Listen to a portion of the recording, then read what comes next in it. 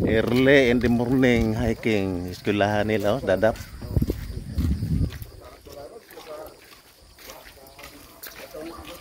Hello guys. Mga kabarangay, mo ni sila ang aking mga trupa dito sa Dadap. Ayay. Nueva Ecija. Hindi naman marunong magsalita ng Bisaya. Nagtatagalog ka naman.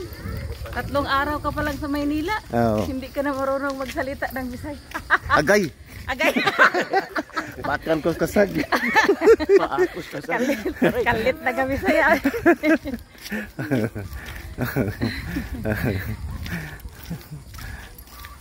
Sayo kay may kabarangay. Pangkondisyon.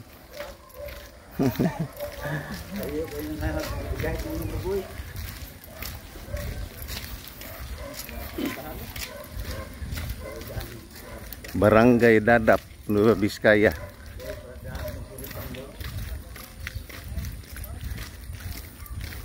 Ingon na ni Kamlinaw ng ilang sayong kabantagon diri mga kabarangay. Tanawon tang likod be. Kami rin nagsaba-saba mga kabarangay.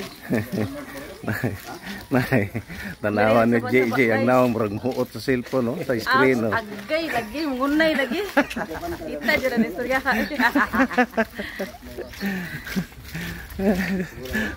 Ambot unsaon kani pagpakupos nga apit kada oras nagkaom. Ay na magdahom.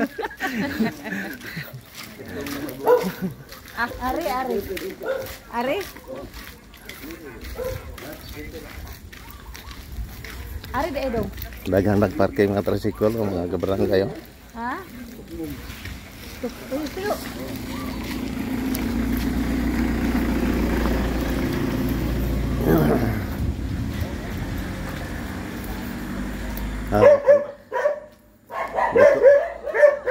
Dito ni sa kaliwa mga kabarangay.